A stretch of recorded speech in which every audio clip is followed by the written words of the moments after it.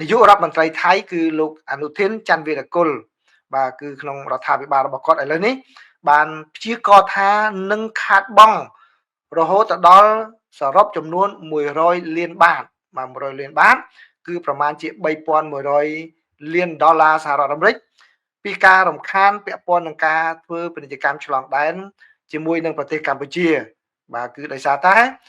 ចំនួនព្រំដែនដែលមានជាយូរមកហើយរវាងប្រទេសទាំងពីរនេះបានផ្ទុះឲ្យទៅជាចំនួនដ៏ធំនៅដើមឆ្នាំនេះបន្ទាប់ពីការបិទព្រំដែន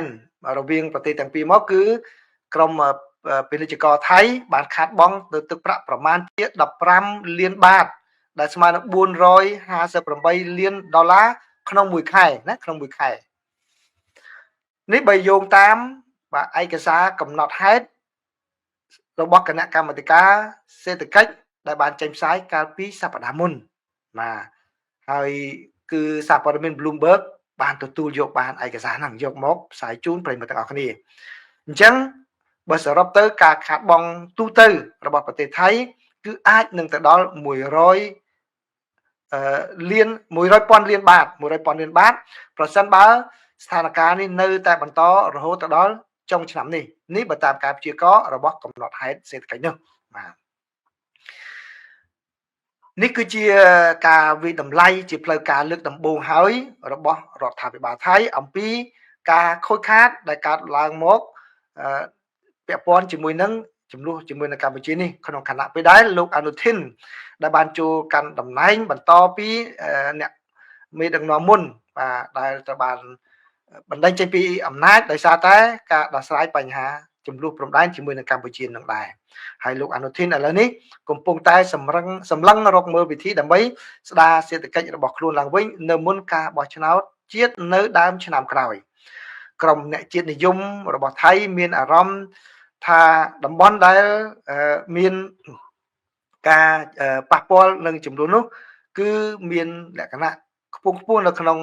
អារម្មណ៍របស់ពួកគេដែលជាអ្នកជាតិនិយមហើយលោកប្រធានាធិបតី Donald Trump ក៏បានប្រមានប្រធានាធិបតី Donald Trump របស់សហរដ្ឋអាមេរិកក៏បានប្រមាន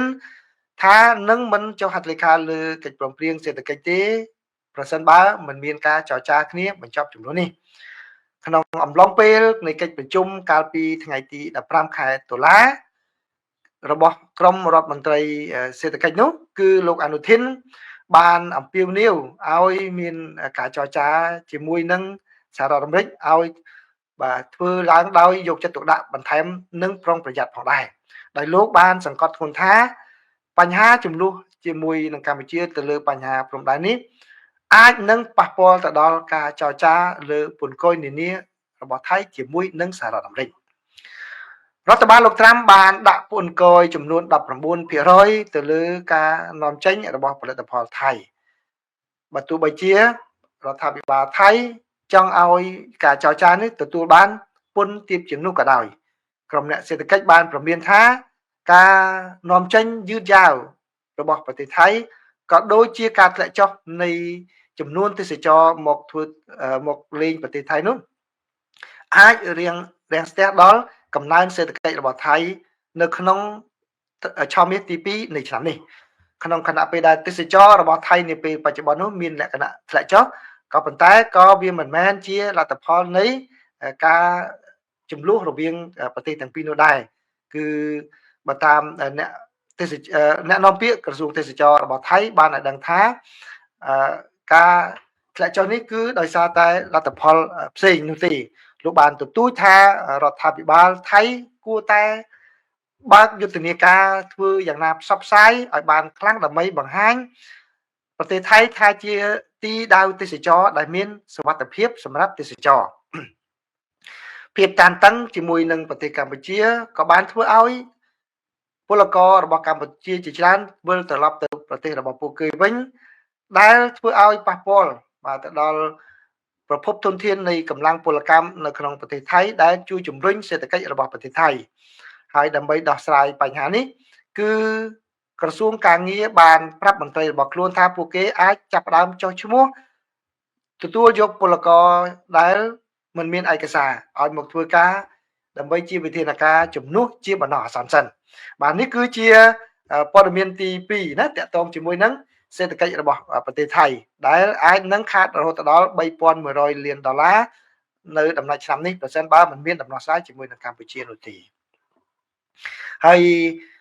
នៅក្នុងរឿងថៃនឹងដែរសូមបញ្ចូលបន្តិចផងដែរគឺខ្ញុំមិនវែងទេគឺនេះគឺជាលោកអភិសិទ្ធវិជ្ជាជីវៈដែលឥឡូវនេះ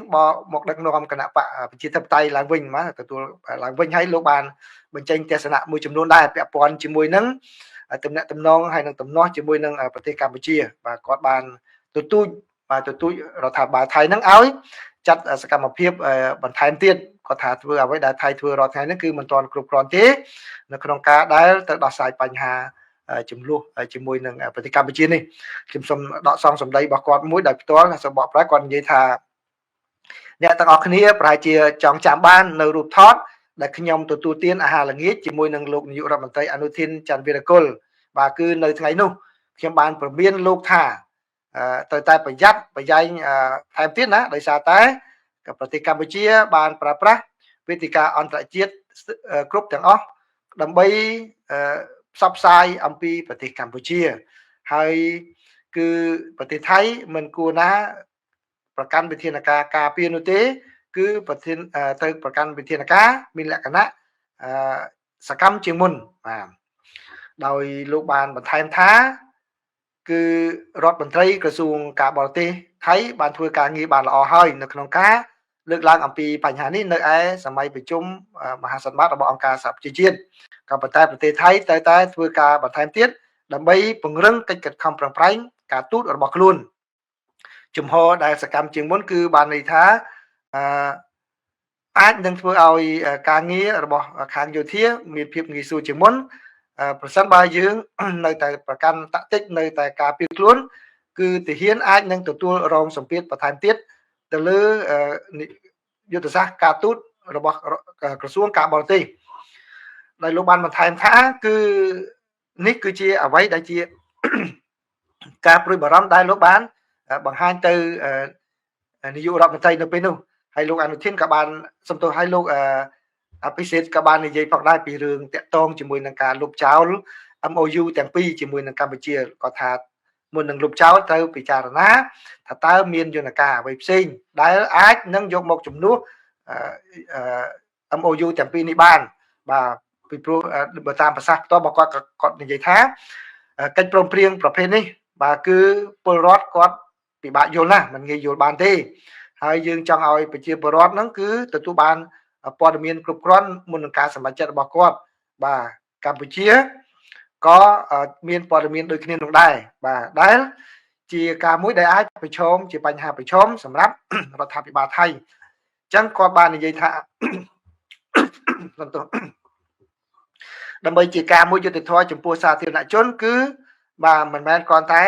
លុបចោល MOU ហ្នឹងថាគ្រប់គ្រាន់នោះទេគឺពួកគេទៅដឹងឲ្យច្បាស់ថាតើអ្វីទៅដែលត្រូវមានសម្រាប់ការដោះស្រាយដើម្បីជាជំហានបន្ទាប់ផងដែរបាទអញ្ចឹងនេះលោកអភិសិទ្ធគាត់បានចេញមកប្រាប់ទៅដល់នាយករដ្ឋមន្ត្រីរបស់ថៃតាក់ទងជាមួយនឹងបញ្ហាជាមួយកម្ពុជាអញ្ចឹងខ្ញុំសង្ខេបមកវិញគឺលោកអភិសិទ្ធគាត់និយាយថាថៃត្រូវតែបង្កើនសកម្មភាពការទូតបន្ថែមទៀតណាបាទហ្នឹងទី1ហើយទី2គាត់ឲ្យប្រយ័ត្នប្រយែងពីរឿងធ្វើយ៉ាងណាលុបចោល MOU ទាំងពីរតាមលោកអនុทิនបាននិយាយហ្នឹងបាទនេះឆ្លងតាមអ្វីដែលគាត់ពិភាក្សាជាមួយនឹងលោកអនុทิនបាទហើយ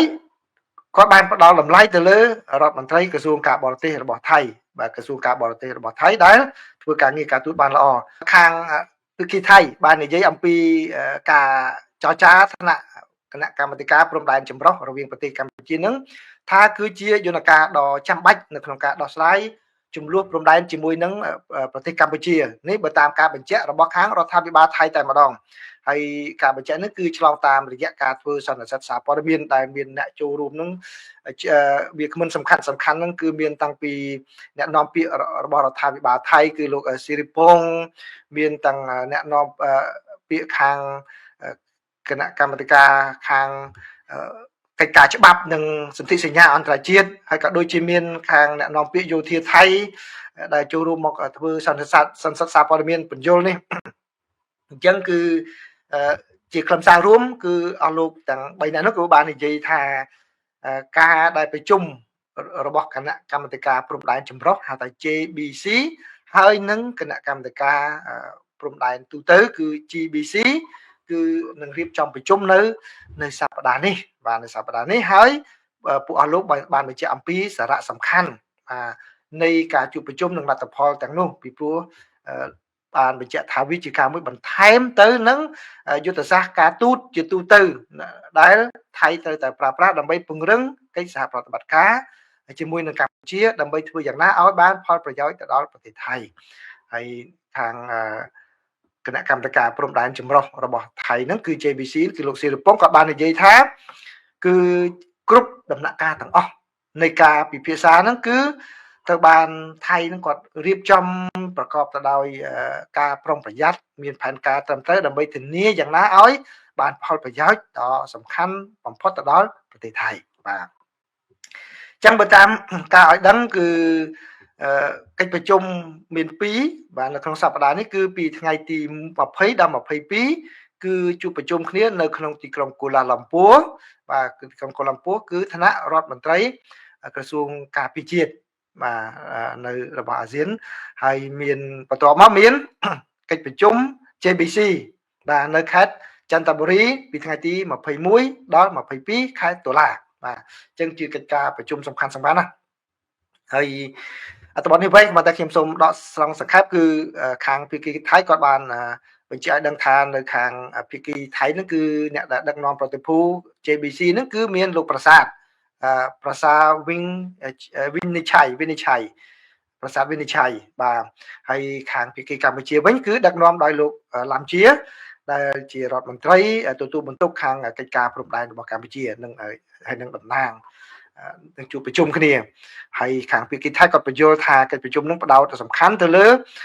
បញ្ហាដែលបន្តពីការប្រជុំលើកមុនដែលស្របជាមួយនឹងកិច្ចប្រជុំរបស់ខាង GBC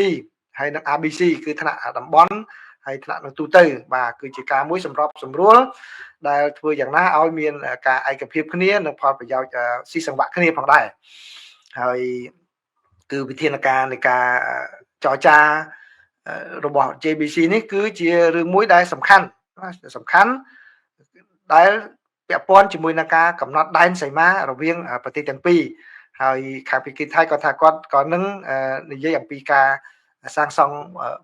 របងព្រំដែនជាមួយនឹងកម្ពុជាផងដែរបាទហើយបានបញ្យល់បន្ថែមទៀតអំពីរបៀបវារៈមួយចំនួនរួមនោះក្នុងពេលកន្លងមកគឺថៃក៏បានលើកឡើងអំពីការដកកងទ័ពដកអាវុធធុនធ្ងន់ហើយនឹងការដែលដោះស្រាយ scam online ហើយឡើងប៉ុន្តែកម្ពុជាបានដោះស្រាយមួយចំនួនហើយក៏ដូចជាបញ្ហានៅភូមិនងច័ន្ទហើយនឹងភូមិនងយ៉ាកែវផងដែរក៏នឹងពិភាក្សាគ្នាដើម្បីគាត់ប្រាប់ថាគឺស្ដារឡើងវិញនៅសន្តិភាពធ្នាប់នៅតំបន់នោះបាទនឹងស្ដារសន្តិភាពធ្នាប់គឺល្អហើយពីព្រោះខ្មែរមិនមានអបកអសន្តិភាពទេអសន្តិសុខទេបាទអញ្ចឹងគឺបើតាមការបញ្ជាក់របស់កាសែត The Nation នេះបានដឹងថាគឺលោកសិរភងនោះបានបញ្ចប់ដោយបញ្ជាក់យ៉ាងច្បាស់ថាគឺកិច្ចប្រជុំរបស់ JBC នឹងមិនធ្វើឲ្យខូចទៅដល់អធិបតេយ្យភាពរបស់ថៃនោះទេសំទោសហើយការពិភាក្សាណាមួយអំពីការដែលលុបចោលនៅ MOU ឆ្នាំ2000និង2001ដែលអាចនឹងកើតមានឡើងនៅពេលអនាគតនោះគឺបាទវាជារឿងមួយដែលត្រូវធ្វើនៅពេលនៅក្រោយនោះទេប៉ុន្តែឥឡូវនេះគឺរដ្ឋាភិបាលទៅផ្ដោតទៅលើការពង្រឹងកិច្ចសហប្រតិបត្តិការទ្វេភាគីបាទដើម្បីធ្វើយ៉ាងណាឲ្យភាពតានតឹងមានការធូរថយធូរស្រាលឡើងវិញក៏ដូចជាធ្វើឲ្យមានស្ថិរភាពនៅតាមបណ្ដោយព្រំដែនបាទ